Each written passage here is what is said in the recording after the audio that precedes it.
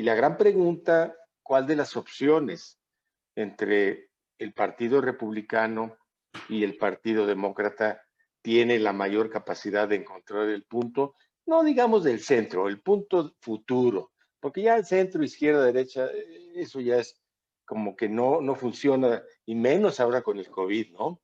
Entonces, yo dejo esa pregunta abierta y creo que sería una buena pregunta, quizá para iniciar con Larry, porque no, pues estaría bueno entrar de una vez con nuestro querido Larry. ¿Está por ahí mi querido Larry? A ver, Larry, Hola saludos. Francisco, ¿cómo estás? Qué gusto. Qué gusto verte. Aquí Igualmente, Gricha. estamos bien entretenidos, bien informados y con una ansia de escuchar puntos inteligentes, puntos convergentes, puntos constructivos. Claro, cada quien busca el poder, pero a ver, ustedes van a convencer a muchos y aquí hay 40, ayer nos decías, oye, ahí hay 40 millones de mexicanos, pues que de una forma u otra no están muy organizados, ¿eh? Esperamos que ya algunos los organicemos para ayudar, pero ahorita no, todavía no, pero aquí cuando menos queremos organizar a la gran población con el CID por México para el 2021. Pues les dejo la palabra y Larry, bienvenido, pues quieres tú empezar y no sé, provocar el debate el intercambio de ideas. Muchas gracias y gracias a todos ustedes, Gricha, un gusto saludarte. Bueno, Pues mira, yo creo que lo que se está definiendo el 3 de noviembre es el rumbo no nada más político de Estados Unidos, sino el rumbo económico y el rumbo que va a tornarse conforme a encontrar una posible vacuna en Estados Unidos. En el rumbo económico, sin duda, el presidente Donald Trump provocó, gracias a su reforma fiscal, que apoyó a la clase media, a la clase baja, particularmente un gran apoyo para las MIPYMES, porque fueron las más beneficiadas de todas. Y ha provocado pues, beneficios cuantificables en las familias norteamericanas. El promedio de la familia norteamericana, y no estamos hablando de familias ricas, sino de familias promedio, pues están recibiendo un tax break adicional de $4,000 mensualmente cada una de ellas, ¿no? Y estamos hablando que son millones y millones de personas, entonces es un beneficio cuantificable. Y el tema también de pre-COVID, de cómo venía manejándose la economía, pues era muy positivo, ¿no? Es más, hasta febrero, pues parecía que no iba a tener gran competencia el presidente Trump en su objetivo de reelegirse. Y creo que justo pues el COVID ha venido a cambiar todo. Definitivamente a ningún político se esperó, nadie en el mundo se esperó lo que representaría esta pandemia. Y creo que definitivamente lo que la pandemia ha representado fue el que se tomaran acciones decididas para tratar de minimizar el daño tanto en salud como económico, el coordinar a los diferentes estados, tanto demócratas como republicanos, que pudieran tener una acción concertada y de esta forma también Estados Unidos, que se convirtió en el país con mayor número de pruebas para así poder aislar los casos particulares de COVID. Y finalmente también pues el meterle cientos de millones de dólares en investigación y desarrollo a las empresas farmacéuticas, dándoles grants y dándoles subsidios para que de esta forma también desarrollaran vacunas y tratamientos para esta terrible enfermedad, pues ha sido lo que ha venido haciendo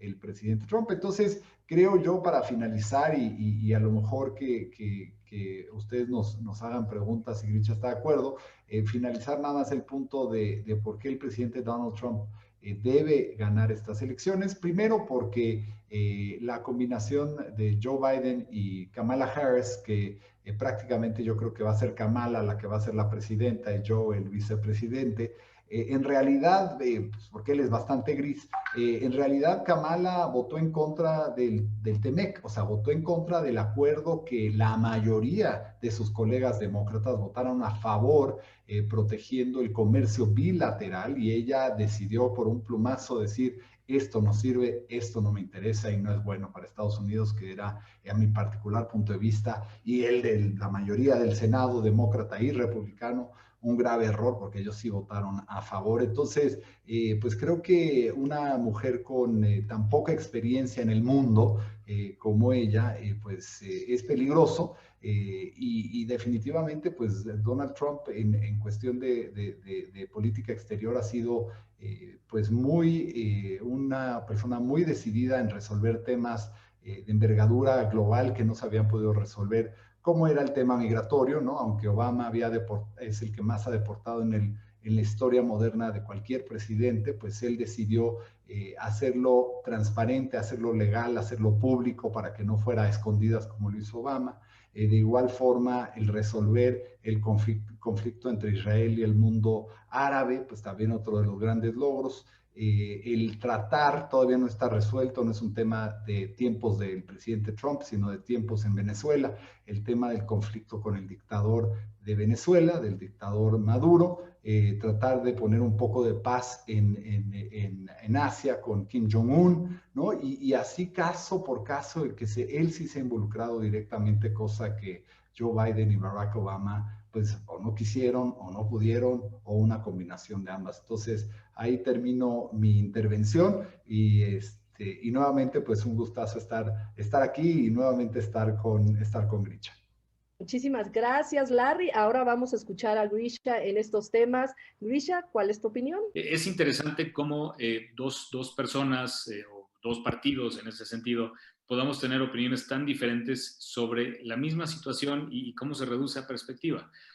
Para nosotros, el que el presidente Trump se acerque, como lo ha hecho con un Putin, que se acerque de esa manera con un Kim Jong-un y realmente no ha logrado nada. Y que, digo, Venezuela ahí sigue Maduro. Realmente sí, trataron de apoyar a otro candidato, no han tenido éxito. Es decir, tanto en el lado de Rusia, en el lado de China, en el lado de Corea del Norte y en el lado de Venezuela, que son los casos que más les gusta mencionar, no ha habido ningún éxito. Dicen que hay avances, dicen que la cosa está más segura, que está bajo control. Yo creo que es a fin de cuentas opiniones, pero datos duros que lo demuestren no ha habido hasta ahora. Y el tema del TEMEC ya les había yo comentado antes de que llegara Larry. Larry, tú ya te sabes de memoria mi speech. A veces bromeamos que él puede decir el mío y yo digo el suyo y nos saldría igual de bien. Pero es que Kamala Harris no votó en contra del bilateralismo ni de la relación comercial bilateral entre nuestros dos países. Los demócratas, como bien saben, entendemos de comercio, entendemos de negocios, al igual que los republicanos. Nuestro approach a lo mejor es un poco más ético, sí vemos por el bienestar del ambiente y de los trabajadores, y ahí es en donde Kamala, pues a lo mejor puso su puño en la mesa y dijo, no señores, sé que esto va a pasar de cualquier manera, pero yo voy a expresar mi defensa por el clima, cambio climático, por el ambiente, sea ecología en México, sea ecología en Estados Unidos y por los derechos de los trabajadores, y no siento que este tratado, como está redactado, cubra esos intereses que nosotros tenemos y por eso es que puso esa protesta. Yo creo que el decir que Kamala está en contra del comercio y que por eso hizo eso, pues es un poco falso, hipócrita hasta cierto punto y que no es un reflejo de la realidad. Pero bueno, insisto, a veces esto se reduce a opiniones, todos tenemos derecho a nuestra propia opinión, lo que no tenemos es derecho a nuestros propios hechos. Muchas gracias, Grisha. Justamente por eso nos interesaba conocer la visión de ambos, porque nosotros a veces no tenemos información tan cercana. Y de acuerdo justamente a esto, a México, ya nos hacías una acotación, Grisha, que realmente los gobiernos norteamericanos, pues México hoy por hoy en el debate no es un tema. Sin embargo, para nosotros sí lo es. Sí son un tema los dos candidatos. Sí nos preocupa que pueda ser uno u otro en función de alguna agenda, sobre todo en los temas bilaterales. De acuerdo a ustedes, ¿cuál sería el beneficio que podría traer su candidato a México en función de la agenda bilateral? Grisha, si quieres empezar ahora tú. Sí, y repito lo que dije antes, que en efecto México no es una prioridad, más allá de que somos hermanos, países amigos, tenemos una relación comercial muy fuerte, pero mi punto cuando digo que no es prioridad es porque para un gobierno generalmente la prioridad es cuando hay problemas. Actualmente entre México y Estados Unidos no hay problemas grandes, no hay problemas tan importantes. Sí hay un tema de migración ahí, sobre todo de Centroamérica y cómo México es forzado hasta cierto punto a ser el buffer entre Centroamérica y Estados Unidos.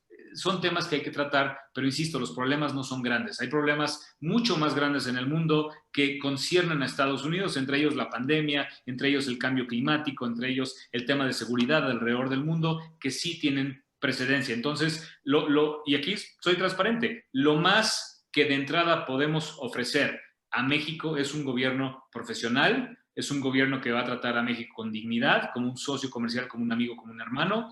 Es un gobierno que no nos va a tratar como violadores, como narcotraficantes y como delincuentes, y que cuando haya un problema, que esperemos que no suceda, pero cuando llegue a haber un problema, la contraparte de los representantes del gobierno mexicano en Estados Unidos van a ser representantes profesionales, representantes serios y representantes que no están sujetos al humor con el que se despertó el amigo de la Casa Blanca porque leyó un tuit que no le gustó, porque vio un reportaje en Fox News que lo puso de malas. Una administración profesional y respetuosa es lo que el Partido Demócrata le ofrece a México. Muchas gracias, Grisha. Larry, ¿tú qué opinas?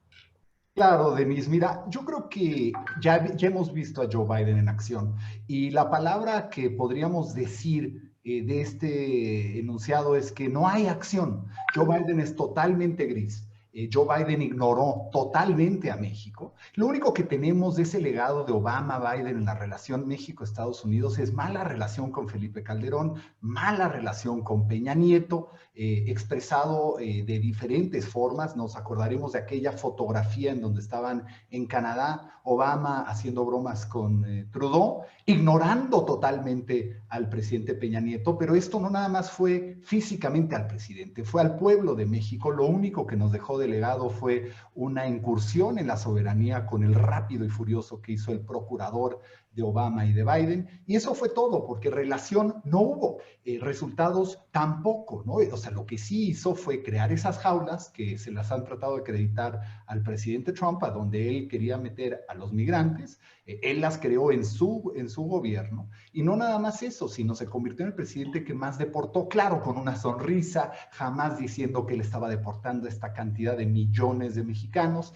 y diciendo que él era gran amigo de los migrantes, cuando en verdad no. Por eso en estas elecciones vamos a ver cómo los hispanos de Estados Unidos le van a dar su voto al presidente Trump, porque el presidente Trump es directo. Él no se anda por tras bambalinas. Él dice las cosas como las ve, como las cree, y Obama y Biden siempre han sido muy sigilosos tras bambalinas. En 47 años, tantos problemas que se han explicado aquí, 47 años, Joe Biden no ha podido lograr gran cosa, ¿no? Y como vicepresidente, tampoco grandes resultados. Entonces, dejar a una mujer radical como Kamala Harris, que si la razón por que votó en contra del TEMEC fue por razones de ecología, es como en inglés hay un dicho que dice tirar el agua del bebé con todo y el bebé, ¿no? Entonces ella decidió que todo el tratado no servía, que era una porquería hacer tratados con México, porque no tenía temas de ecología. Una disculpa, pero el tema central aquí es que está bien regulada la ecología, está bien regulada entre México y Estados Unidos. Sin duda las empresas norteamericanas no vienen a crear contaminantes a México, ¿no? Esa es idea del pasado. No sé si Kamala, pues porque no conoce México, ha de pensar que esto es una jungla, ¿no? Y por eso no quiso firmar el tratado. Pero en realidad aquí lo que estamos hablando es una continuidad económica, porque si ha habido buena relación entre México y Estados Unidos, ha sido ahorita. Sin duda Obama no la tuvo, no la tuvo con Israel, y podemos ver los resultados concretos con Israel, y es muy cierto, todavía no se logra una independencia en Venezuela, pero si Venezuela quiere una independencia de un dictador, sin duda va a ser con Donald Trump, porque Joe Biden le va a dar la espalda a Venezuela como se la dio a México y como se la dio a Israel, ¿no? En Israel también hubo ignorar a Israel totalmente, ¿no? Y sin duda con Corea del Norte, cero resultados, jamás, ni se reunieron. O sea, imagínate cómo van a empezar un diálogo si no se reúnen. Y no te voy a decir que el presidente Trump ya haya tenido el éxito deseado, no dependen los tiempos del presidente Trump, dependen de una serie de factores, pero ya mínimo se ha reunido varias veces con Kim Jong-un y ha buscado el porvenir de Asia. Entonces, aquí sí hay resultados. Lo que Donald Trump ofrece es acción. Y sí, a algunos no les gusta la forma en que es. Él jamás ha dicho que todos los mexicanos son violadores, jamás ha dicho que todos los mexicanos son asesinos, pero, a ver, nosotros vivimos en México. Tenemos que ser conscientes que en México existen, lamentablemente, pues personas, no todas son buenas, personas que pues los feminicidios en México están al por mayor, y definitivamente los que están cruzando la frontera, no el 100% son gente buena que está buscando el bien. Es más, hemos visto, todos hemos visto esas fotografías y esos videos y esos reportajes de cómo personas logran cruzar a tractocamiones enteros con 200 personas adentro de una caja, y después los abandonan en el Walmart de San Antonio. Así de crueles son algunos de los que cruzan la frontera, de tratar de abandonar a 200 personas metidas en un tractocamión. Y eso es lo que se tiene que proteger, ese tipo de abusos a la humanidad, ¿no? A los derechos humanos, y que se haga legal. Eso es lo que busca el presidente Trump, legalidad. Y obviamente, pues Obama, lo único que nos acordaremos de la ilegalidad, pues fue uno, el Rápido y Furioso, que fue una incursión a la soberanía, y dos, las jaulas que, claro, los demócratas han tratado de cargárselas al presidente Trump, que tampoco es cierto, y esto de separar las familias tampoco es cierto. O sea, la realidad es que muchos de los que llegan a Estados Unidos, el 10% son menores sin acompañar. Y obviamente los adultos que están en los grupos, cuando llegan estos menores sin acompañar, tratan de decir que son sus hijos para que los dejen entrar en grupo, que es mucho más fácil. Pero en realidad no son familia, el 10% vienen sin acompañante, los tienen que dejar en adopción, que es el sistema que se ha usado durante décadas, y es lo que dice la ley norteamericana de migración. Y por eso, pues, parte de la acción decidida del presidente fue hacer un acuerdo con México que ha beneficiado concretamente a México. De enero a mayo del 2019 cruzaron casi 500,000 de centroamericanos y de otras nacionalidades la frontera Guatemala-México, y gracias a este acuerdo que firmó el presidente Trump, ese número ha disminuido cantidad, no nada más de México a Estados Unidos, sino en esta misma frontera de Guatemala-México. Okay. Muchas gracias, Larry. Haye quería hacerles una pregunta. A ver, Grisha, primero tú. ¿Qué aprendieron los demócratas en estos 4 años fuera del gobierno? Que no podemos confiar en las encuestas y de que nadie va a gritar victoria hasta después del 3 de noviembre. Y en cuanto a cómo llevar al país, para contestarte de manera seria, lo que aprendimos es que, a pesar de que pensamos que Estados Unidos es un país de instituciones, que es una democracia funcional, y que realmente esas instituciones son lo suficientemente fuertes para aguantar caprichos de presidentes a lo mejor un poco desquiciados y egocéntricos, y nos damos cuenta que no, que las instituciones en Estados Unidos no son tan fuertes y tan robustas como hubiéramos pensado, y de que dependiendo cómo vayan las cosas aquí, todo lo que los que escribieron la Constitución de Estados Unidos hace ya tantos años y lo que pretendían con nuestro sistema de gobierno, pues quizás encontramos la fórmula que puede romper ese sistema.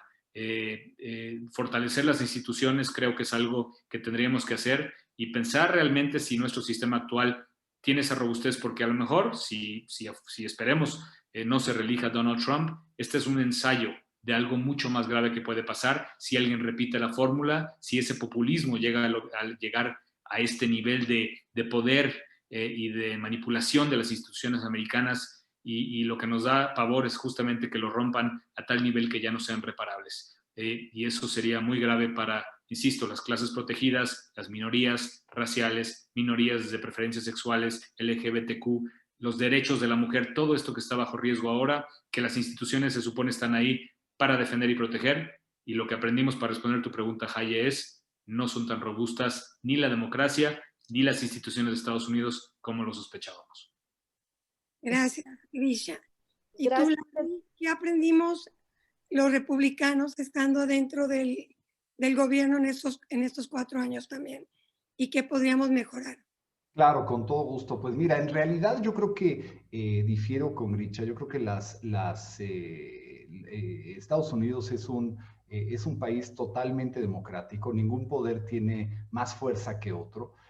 Las instituciones son sólidas, han sido sólidas, y creo que el grave error, por ejemplo, es que los demócratas y Joe Biden, Kamala Harris, quieren cambiar la estructura de este sistema democrático, porque por cientos de años han sido 9 los jueces en la Suprema Corte, y porque ahora no les parece que el presidente Trump haga lo que por ley tiene que hacer, que es nominar a un juez para la Suprema Corte, y porque no les gusta que la tendencia de esta juez sea más hacia el conservadurismo, pues ahora deciden que lo que van a hacer es incrementar el número de jueces, lo que se llama pack the courts, o sea, rellenar las cortes con personas de su tendencia ideológica, solamente porque es un capricho, ¿no? Y entonces, cuando hablamos de fortalecer la democracia, esta no es forma de fortalecer la democracia. El poder judicial es un poder aparte del poder ejecutivo, y creo que el presidente Trump siempre ha sido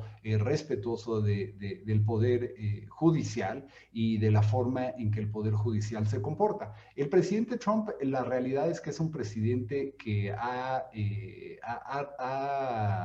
no nada más habla, sino también ejecuta y desarrolla proyectos que benefician a Estados Unidos. Yo creo que ahí es la gran diferencia entre lo que se tiene de lo que ofrece el presidente Trump. Los 4 próximos años, ¿qué veremos? Digamos, en forma de lo que ofrece el presidente Trump. Yo creo que una continuidad en política pública, bajar el número de regulaciones, que con Obama fue una locura. O sea, verdaderamente abrir un negocio ya se convirtió en algo tan tortuoso que el número de negocios bajó, de nuevos negocios y nuevas empresas. Entonces, el presidente Trump ha venido bajando regulaciones para los empresarios, micro, pequeños y medianos empresarios. Veremos Estados Unidos muy involucrado en la escena internacional de una forma que no vuelva a suceder lo que le pasó a Obama, que pasó en Ucrania, particularmente con la invasión de Rusia, ¿verdad? Que fue pues nada más porque Obama no tuvo los pantalones de enfrentarse con Rusia por algo tan importante a nivel mundial. Y a fin de cuentas también el presidente Trump fue el que acabó con ISIS, que fue un cáncer que creció cantidad con Obama, dominó Siria, dominó Irak, ¿no? Sin duda, y gracias al presidente Trump pudo deshacerse un grupo terrorista que estaba afectando no nada más a Estados Unidos, sino estaba afectando gravemente a Europa y otras partes del mundo. Entonces, estas son acciones decididas, al igual que el presidente Trump se ha convertido en el presidente que ha buscado retirar la mayor cantidad de tropas fuera de Estados Unidos, y así lo ha venido haciendo decididamente, y creo que es otro de los importantes logros que ha podido hacer el presidente Trump en como él dice, en 47 meses ha podido tener muchísimos más logros que en los 47 años de Joe Biden en el gobierno. Muchas gracias, Larry. Y bueno, Grisha, tú decías que habían aprendido que las instituciones no son tan fuertes como creías. Creo que algo similar nos está pasando hoy en México. Y justamente hablando de este paralelismo que hoy observamos en cuanto a la actitud de los presidentes, esta forma de polarizar tanto de un lado el otro, justamente para sacar algún tipo de beneficio político. ¿Tú qué opinas, Grisha? ¿Y cómo lograr la unificación de la población? Si yo tuviera la fórmula para esa pregunta, pues probablemente podría postularme para presidente de algún país. Mira, es muy difícil. Cuando hablamos de que una nación tiene ciudadanos que son juntos un solo pueblo, creo que es ignorar realmente las divisiones tan profundas, sobre todo en la sociedad actual, tanto en Estados Unidos como en México, que nos dividen. ¿Y por qué hay esas divisiones tan profundas? Pues porque nuestros sistemas sí capitalistas, y aunque tengan un sistema mixto, en donde el gobierno pretende o actúa como si ofreciera ciertos beneficios a aquellos que no son tan afortunados, la realidad es que no es el caso. Esto no funciona en Estados Unidos, esto no funciona en México.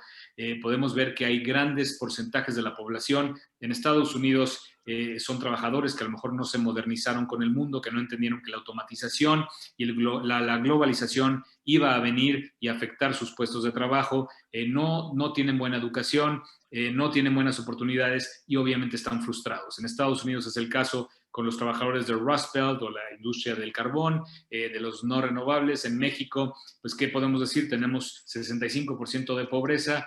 Hablábamos antes como broma diciendo un gobierno no trabaja para tener un sistema de educación bueno porque le conviene tener una población ignorante. El problema es que tener una población no educada resulta en una población que no puede ver por sí misma, que se vuelve dependiente del gobierno, y de que si el gobierno no hace un buen trabajo de tener una red social para capturar a estas personas, que de alguna manera, no capturar en el sentido de arrestar, capturar en el sentido de una red en donde caen y la sociedad como en total los ayuda a volver a levantarse y prosperar para sus familias. Si esa red no está ahí, esas personas se enojan, agarran odio, hay ese odio clasista, ese odio de niveles socioeconómicos, ese odio hacia el gobierno que no cumplió.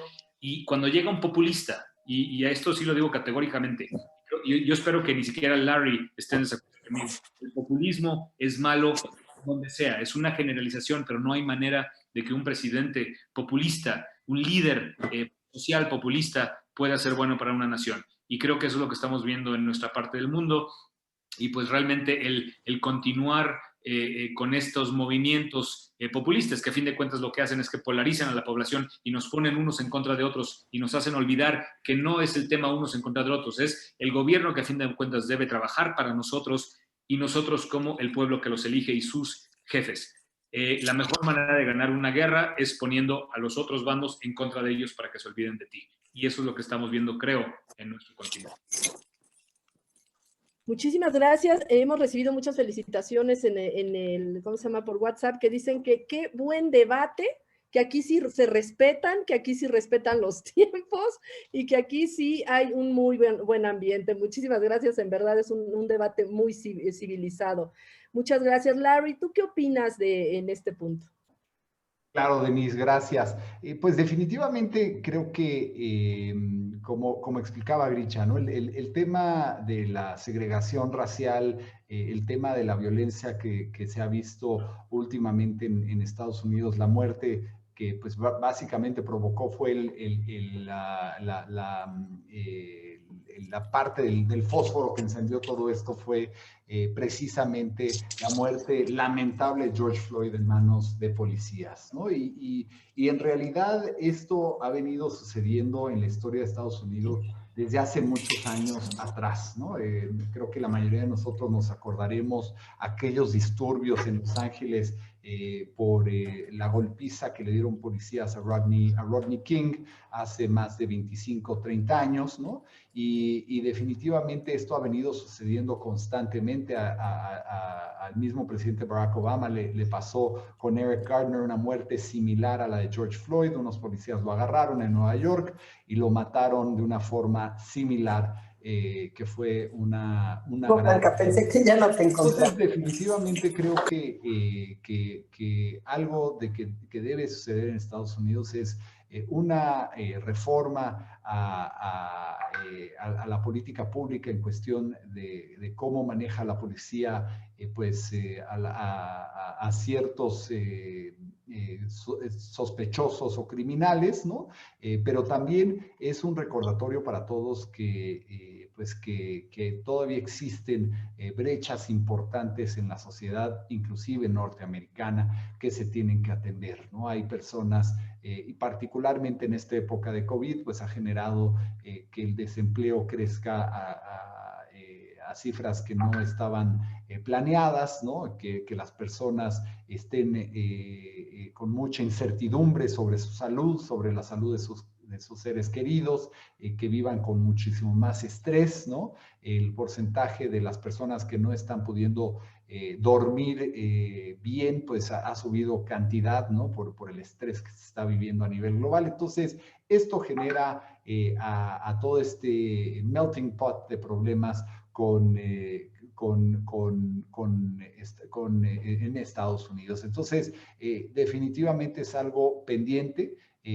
Se han suscitado, pues lo de George Floyd fue en una ciudad controlada por un alcalde demócrata, un estado controlado por demócratas. Entonces, Esto no necesariamente tiene que ver con ideologías políticas, es algo que Estados Unidos tiene y ha tenido pendiente de atender y que sin duda el próximo presidente de Estados Unidos pues tendrá que buscar mecanismos con los gobernadores, porque no es un trabajo aislado, no depende del presidente nada más, también depende del poder legislativo, depende del poder judicial y depende de los tres niveles de gobierno. Entonces, el trabajo que va a tener que hacer el próximo presidente de Estados Unidos, en este caso el presidente Donald Trump, pues va a ser trabajar con gobernadores, trabajar con el poder legislativo para poder llevar a cabo una reforma importante, pero no como han sugerido algunos demócratas de quitar a la policía, que esto es lo más radical y obviamente una pésima propuesta, sino quitar a los malos elementos, porque hay que decirlo, el 99% de los policías en Estados Unidos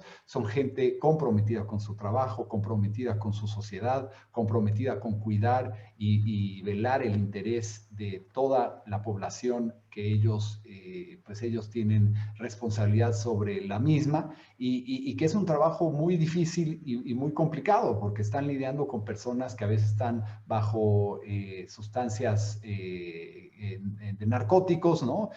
Personas que no están bien en sus facultades necesariamente, ¿no? Personas que pueden estar armadas. Entonces, es una situación compleja que va a llevar a un presidente que tome acción y que verdaderamente pueda atender una situación como la que hoy se vive en Estados Unidos.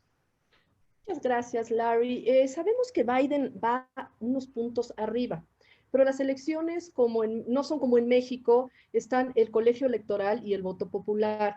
Y también hay indecisos. ¿Qué porcentaje de indecisos hay y cómo se maneja todo esto de tal manera que el resultado, ustedes, como en el caso de Hillary Clinton, que también estaba un poco arriba de Trump, finalmente salió ganador Trump? Nosotros a veces nos cuesta trabajo entender esta forma de valorar los votos, siendo que pues ustedes lo manejan de otra manera. ¿Cómo lo visualizan ustedes y cómo están previendo que se den estas elecciones? El tema del colegio electoral es un tema de debates, si es un sistema realmente funcional, si realmente refleja la voluntad, cuando un candidato puede ganar el voto popular y otro gana el voto del colegio electoral. Hay muchas dudas, hay muchos cuestionamientos, ha ocurrido, me parece, corrígeme si estoy mal, Larry, pero 3 o 4 veces en la historia que uno gana el voto popular, pero no la presidencia. Entre ellos está sin duda Hillary Clinton. Y el tema de los estados bisagra, el tema de que a fin de cuentas son 7 u 8 estados los que determinan quién gana la elección, y son esos estados en donde se están gastando todos sus millones o miles de millones de dólares para marketing, en donde están haciendo las visitas, en donde hacen su campaña electoral, porque saben que ahí yace la decisión. ¿Qué pasa? Que de esos, los 50 estados y territorios, más territorios que hay en Estados Unidos, la mayoría tienen históricamente una decisión clara, ya sea rojo, republicano o azul, demócrata. Y los que llamamos estados bisagra son aquellos en donde un punto porcentual mínimo, insisto, Pensilvania hace 4 años ganó Trump con 44,000 votos.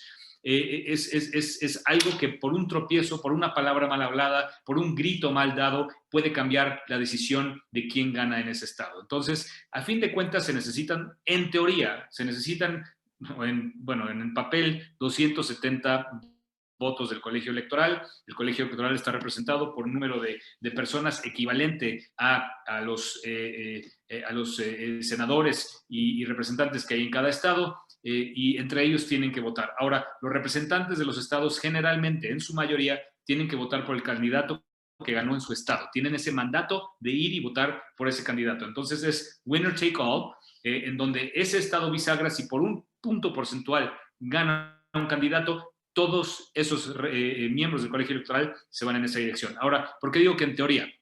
Porque si en esta elección Biden gana por 1, 2, 3, 4, menos de 10 miembros del colegio electoral, seguramente los republicanos aplicarán la vacuna que se han estado poniendo, que es en estos últimos meses, que es que hubo fraude electoral a través de los votos por correo. Entonces, a mi parecer, a esto sí es muy personal, no estoy reflejando la actitud del partido, es que si no gana Biden por una diferencia sustancial en esos votos del colegio electoral. Trump va a armar, perdón que use el coloquialismo, borlote, va a decir que esto fue fraude, que se tiene que investigar, se va a alargar la decisión de quién ganó finalmente, seguramente será a las cortes, y en las cortes, pues nosotros honestamente tenemos las de perder. Entonces, esperemos que cuando gane Biden sea por lo que llamamos en inglés landslide, y que sea una diferencia tan radical que no hay manera de cuestionarlo. Muchas gracias, Grisha. Larry, ¿tú qué opinas? Pues mira, yo creo que el tema del sistema electoral lo hace aún más complejo porque, como explicaba Grisha, en cada uno de los estados tienen diferentes reglas y reglamentos, ¿no? En algunos es winner take all, en otros se fracciona la cantidad de votos electorales, ¿no? Lo muy cierto es que el candidato ganador tendrá que ganar sin duda estados como Ohio, Pensilvania, Michigan y Florida, que estos son 4 estados clave, 4 estados péndulo, y los llaman estados péndulo, swing states, porque son estados que dependiendo de cómo se vayan en su preferencia electoral, es como se decida la elección de Estados Unidos. Porque es muy cantado que, por ejemplo, estados como California es un estado azul, es un estado demócrata, ha sido demócrata desde hace mucho tiempo, ¿no? Ronald Reagan, que fue el presidente republicano, pues sí ganó California, pero probablemente porque había sido gobernador, conocía a toda la clase artística de Hollywood y demás, pero en realidad es un estado azul. Igual pasa con Texas. Texas es un estado rojo, y esto quiere decir que es un estado republicano, ¿no? Y ambos, estos 2 estados son los 2 estados con mayor número de votos electorales, entonces generalmente se dividen así, pero Florida, siendo el estado de péndulo más grande en cuestión de votos electorales, es vital ver hacia dónde emite su voto el número de votos electorales, porque sí es un número importante, y por eso hemos visto a los candidatos haciendo campaña en Florida, haciendo campaña en Ohio, Pensilvania, Michigan, ¿no? Y creo que lo que estamos viendo, según nuestras últimas cifras, es que Florida sí se va a convertir en un estado rojo, como lo hizo en las elecciones del 2016, y creo que finalmente en las próximas semanas los ciudadanos americanos estarán viendo y estarán sí hablando mucho más del tema de Hunter Biden y digamos los temas que cualquier empresa norteamericana hubiera sido un tema de compliance, hubieran corrido al vicepresidente, hubieran corrido al director o lo que fuera de la empresa si hubiera este tipo de temas, pero pues el mismo grado de escrutinio debe tener el vicepresidente, que su hijo no haga mal uso de la posición y aproveche su posición para que le paguen $50,000 un gobierno extranjero, particularmente ucraniano, y que aparte le pida favores a su papá por su posición en dicha empresa. Entonces yo creo que esto va a ser un tema que va a afectar la percepción de Joe Biden, en particular en estos estados de gente trabajadora, en Ohio, Pensilvania, Michigan y Florida. Y para finalizar, pues a estos estados el presidente Trump hizo lo que les dijo que iba a hacer, que era cancelar el Telecán, y creó un nuevo tratado que es una versión mejorada del Telecán y que se llama TEMEC. Entonces, ahora sí que Donald Trump es un hombre de palabra, dijo que iba a hacer ciertas acciones y así lo ha venido llevando a cabo, excepto aquellas que, claro, los demócratas pues no lo han dejado lamentablemente hacer, como su plan de infraestructura por $3 trillones para Estados Unidos, que es urgente la infraestructura en el país. Y bueno, pues ya veremos el día de mañana, que será un debate muy interesante entre los dos candidatos, y van a estar tocando temas muy importantes para Estados Unidos y para el mundo. Muchas gracias, Larry. Y ahorita tú tocabas un tema sobre el TEMEC, y bueno, hablando de México, porque nosotros como mexicanos es justamente esta relación bilateral lo que más nos interesa. En este jalón de orejas que nos dieron con aranceles cuando querían que se reforzara la frontera, ¿ustedes qué opinan como demócratas? ¿Cuál de los 2 candidatos nos seguirá, digamos, de alguna manera jalando las orejas para que nosotros reaccionemos en función de los intereses de Estados Unidos? Era para Larry esa pregunta, ¿no? También, Grisha, ¿tú qué opinas? Bueno, bueno, ya me había yo externado al respecto. Obviamente está mal. Larry mencionaba el tema de Rápido y Furioso y que eso atenta contra la soberanía de México. Pues de igual manera atenta que un gobierno venga a amenazarte en una relación bilateral comercial tan importante con aranceles para que prácticamente muevas tu frontera hacia la frontera sur de Estados Unidos y obligues a México a que mande sus fuerzas de seguridad que tanto se necesitan en el resto del país allá para cuidar que los centroamericanos no lleguen, crucen México y lleguen a Estados Unidos. Entonces, pues yo creo que entre países tan hermanados, tan amigos, tan cercanos y con una relación comercial tan saludable y tan sana y tan poderosa, pues el hermano fuerte, el hermano grande y poderoso venga y amenace al hermano chico con repercusiones comerciales para obligarlo a que haga algo pues que necesita en ese momento Estados Unidos, porque no quiere que las personas que están buscando asilo lleguen a Estados Unidos. Se me hace mal y yo esperaría que eso se repitiera con Trump si él siguiera en el poder. Yo no me atrevo a meter las manos al fuego por nadie, pero yo pienso que una administración de Biden no tomaría medidas de ese tipo justamente pues porque respeta a México como un socio comercial, como un amigo y entiende que México no está a las órdenes de Estados Unidos, sino somos socios igualitarios. Muchas gracias, Grisha. Interesantísimo. Larry. Claro, Denise. Pues mira, la realidad es que el presidente Trump nuevamente es una persona que busca resultados, ¿no? Y definitivamente, con México jamás en la historia de México se había logrado un acuerdo migratorio, jamás. A pesar de que Barack Obama lo buscó, Barack Obama quiso que México le ayudara a detener el flujo migratorio de indocumentados que estaban llegando a la frontera, de no poderlo hacer, pues se dedicó a deportar, a ser el presidente que más deportó en la historia de Estados Unidos. Y el presidente Trump pues fue directo, él fue y se sentó con México, le dijo, a ver, esto es muy importante para nosotros, es tan importante como el comercio y necesitamos llegar a un acuerdo. Un acuerdo que sea benéfico para México y sea benéfico para Estados Unidos. Aquí no es de que México está jugando un papel para Estados Unidos que no le corresponde. Los temas centrales de México y Estados Unidos son temas que se tienen que resolver bilateralmente. No pueden unilateralmente Estados Unidos resolver ni el tema migratorio, ni puede resolver el tema del narcotráfico, que lamentablemente con Barack Obama y Joe Biden se incrementó de una forma impresionante el narcotráfico entre México y Estados Unidos. Barack Obama y Joe Biden no pudieron hacer nada al respecto porque pues la verdad es que acción pues no fue una palabra en el vocabulario de Joe Biden y tampoco de Barack Obama, pero el presidente Trump es alguien que ante todo le interesa los intereses de Estados Unidos, como a cualquier presidente le deben de interesar ante todo los intereses de la nación que él representa. Entonces, ¿qué buscó? Buscó un acuerdo, buscó la forma. Primero con México habían quedado en ciertas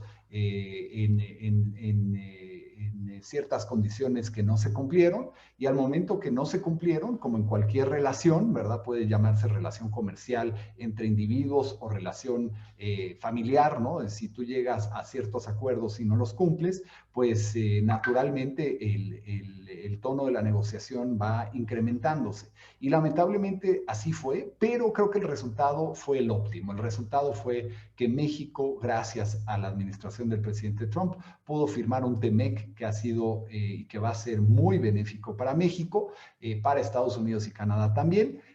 Un acuerdo que no había podido lograr Barack Obama y Joe Biden. Ellos ni les interesó el Telecán, mucho menos poder hacer una mejora a este mismo tratado. Y en otro sentido, el tema migratorio, pues ellos decidieron unilateralmente hacer jaulas para meter a las personas, y aparte no nada más eso, sino continuar las deportaciones masivas y no resolver el tema de profundidad, que es cómo bajar el flujo de migrantes que llegan a la frontera de Estados Unidos.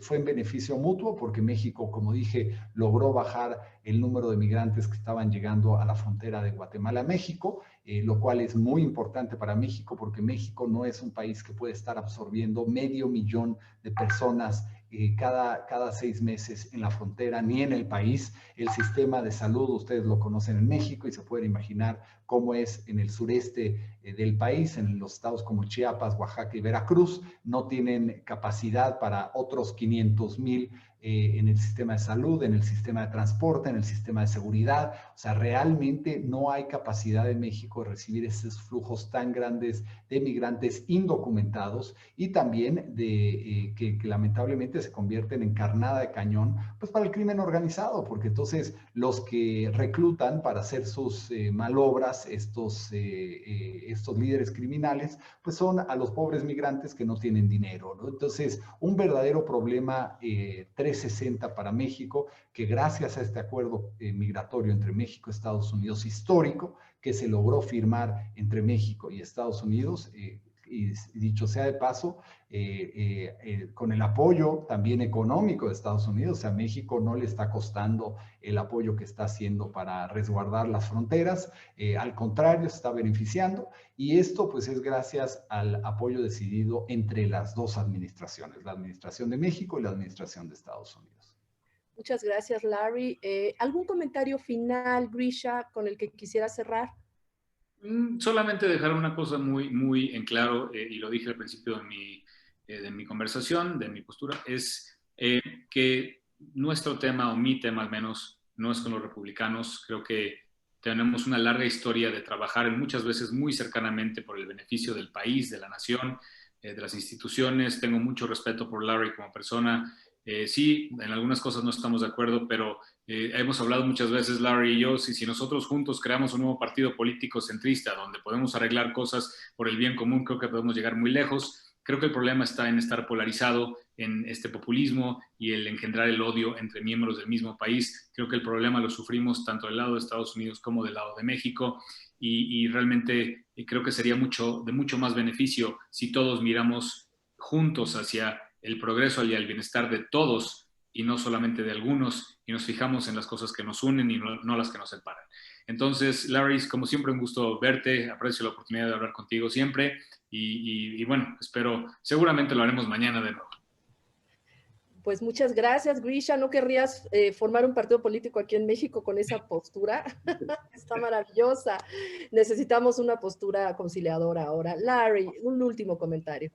Claro que sí, y coincido con Grisha. La verdad es que hay que buscar los puntos en común también entre políticos, ¿no? Para ver qué se puede resolver, qué se puede llevar a cabo con éxito en favor de la población en general. A fin de cuentas, un presidente pues es presidente tanto de demócratas, republicanos, independientes, los que no votaron, pues es el presidente de todos y cada uno de los norteamericanos. Entonces, sin duda es una posición que personas se pelean por ellas, por conseguir esta nominación de su partido primero y después la elección de su postura y de su ideología gracias al voto de los norteamericanos. Y creo que el 3 de noviembre sin duda va a ser una fecha importante, no nada más para los norteamericanos, sino por la influencia que tiene Estados Unidos en México y Estados Unidos en el mundo. Pues es una fecha que todos estaremos viendo con mucha cercanía, con mucha expectativa para poder pues celebrar, ¿verdad? El 4 de noviembre la elección del mandatario, ¿no? Entonces, definitivamente, pues Grisha y yo creemos, ¿no? Que, por ejemplo, aquí en México debemos de fomentar el voto entre americanos, ¿no? Primero que voten por el partido que quieran, pero que voten, que eso es lo más importante, porque es una obligación y un derecho ciudadano, y entre más voten, pues más la voz de los norteamericanos en México se va a escuchar en Estados Unidos, y de igual forma, pues que nuestros, que los mexicanos que tienen influencia con sus familiares en Estados Unidos, familiares o amigos en Estados Unidos, pues también los motiven a votar, que salgan y emitan su voto, porque lo que le ha faltado a la comunidad hispana es representatividad, porque no habían salido a votar. y si no salen a votar, pues los políticos no los escuchan, y si no los escuchan, pues la agenda de los hispanos no se lleva a cabo, ¿no? Y creo que a fin de cuentas, hispanos, tanto republicanos como demócratas, necesitan ser escuchados, necesitan ser representados, y esto yo creo que es uno de los valores que esperemos en esta elección de noviembre 2020 se pueda ver reflejada en un incremento importante en el voto del hispano en Estados Unidos. Muchas gracias, Larry. En verdad se quedaron muchísimas preguntas en el tintero. Nos encantaría quedarnos aquí en un gran debate. Nunca habíamos tenido esta oportunidad que se diera en México. Lo tenemos grabado, lo vamos a transmitir muchísimo. Y bueno, antes de que nos vayamos, Jaye quería agradecerles a ambos. Jayita, adelante, por favor. Gracias por aceptar la invitación. Gracias por compartir sus ideas, sus posturas, y lo que más me gustó, además de su diversidad de pensamientos, es que confluyen en lo más importante, en hacer un frente común, en construir puentes, en sumar, en que seamos una nación y en que nos apoyemos unos a otros, mexicanos y mexicanos, americanos y mexicanos. Así que muchísimas gracias a ambos por su generosidad, de su tiempo. Fue todo de último y los dos muy lindos, la verdad. Así que yo les aprecio en nombre de todos nosotros. Gracias, se merecen un gran aplauso los dos, la verdad. Gracias. Sí, muchísimas gracias a ambos. Y bueno, antes de despedirnos, les decimos que mañana va a estar con nosotros la diputada Adriana Dávila. Muchísimas gracias, Grisha. Muchas gracias, Larry. Y aquí, esta es su casa, aquí los esperamos pronto. Gracias. Vale. Muchísimas gracias. Si quieren, Hasta luego. Gracias, Denise. si quieren abrir todos sus micrófonos para darles un fuerte abrazo, un fuerte aplauso a nuestros invitados como parte de nuestra tradición. Muchas gracias. Un ejemplo de cómo se deben llevar las cosas. Muy bien. Gracias a todos. Saludos. Felicidades a los dos. Muchas gracias. El mejor. Excelente evento, muchas gracias. Muy bien llevado todo, saludos.